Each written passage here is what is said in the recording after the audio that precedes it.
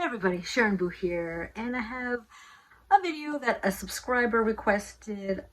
I assume they are a person who stutters. They asked me to read aloud.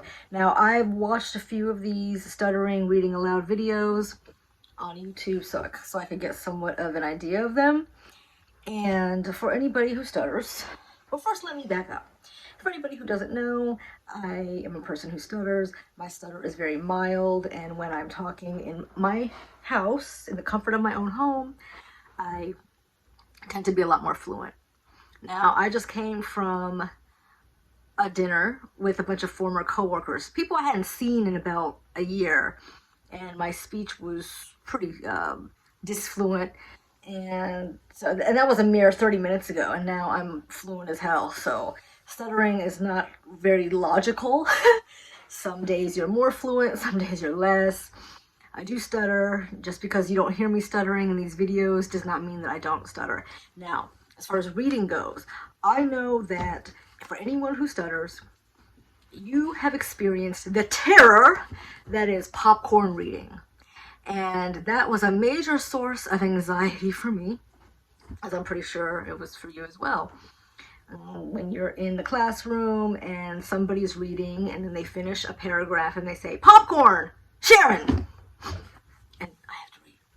And then you read your paragraph and then you say, "Popcorn, Tom," and then eventually everybody in the class reads, or at least a few people read. Oh my God, that was so scary.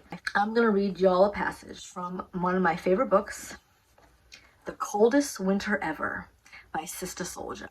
Now, this particular passage is one of the best passages in the book, and I only read it aloud once. This was about 2 or 3 days ago. I didn't want to read it aloud too much because I find that the more I read stuff aloud, the less I stutter. It's kind of like rehearsing lines. Oh, let me give you a little background on the book.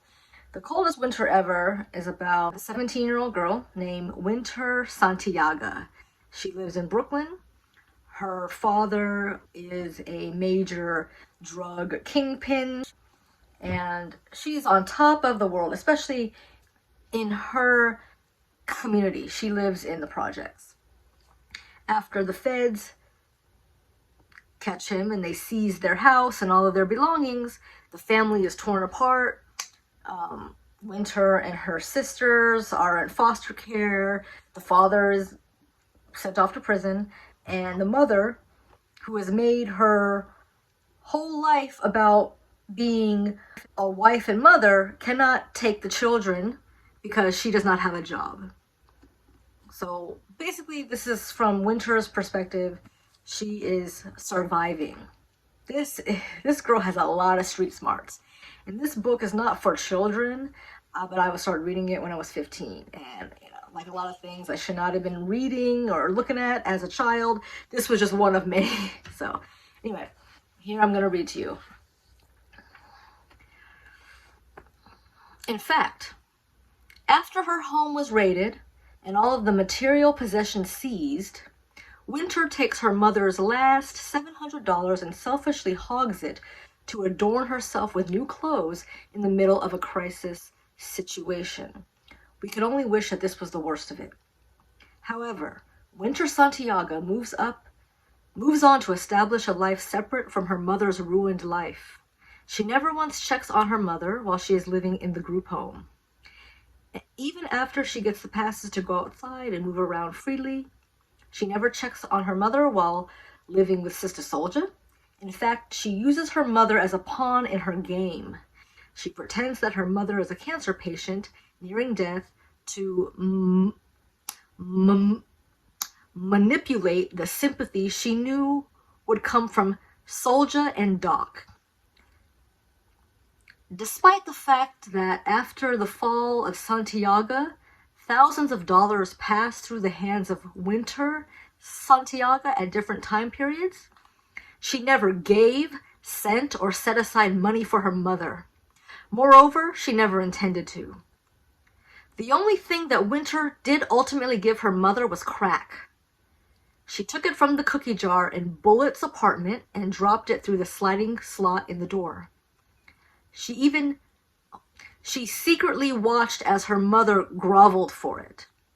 She even listened as Bullet humiliated her mom, treating her like a common crackhead worthy of no kind of respect.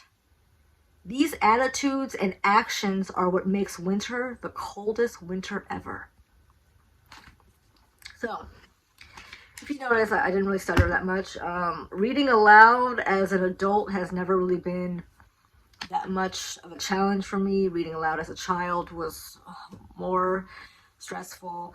A lot of scenarios that people who stutter may struggle with, I don't really struggle with those, such as reading aloud, ordering food at restaurants, making phone calls. I'm pretty fluent in those. What I'm disfluent at is answering the phone.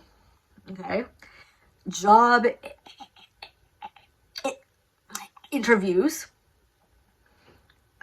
going on a walkie or a PA, and sometimes being in crowds. So if I'm going to a dinner and there's like 4 or 5 or 6 people there, and even if it's people I know, my speech will become more disfluent. Those are my challenges as far as stuttering.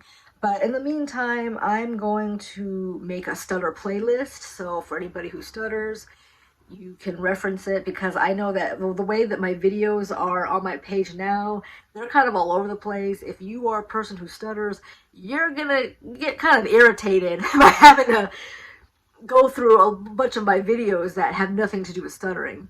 And if you like this, I will read to you some more. Maybe I'll choose something a little more challenging next time so that I can stutter more. I went to the NSA conference, National Stuttering Association conference, about 2 weeks ago.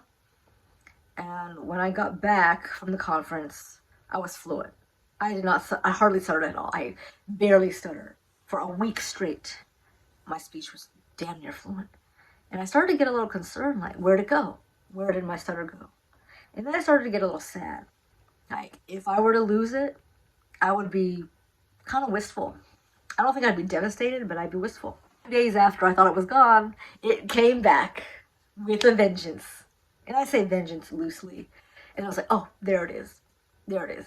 You're not gone. You're just dormant, hiding, playing tricks on me. And then today, when I went out to dinner with my coworkers, I was stuttering a lot. I don't love my stutter, but I don't hate it.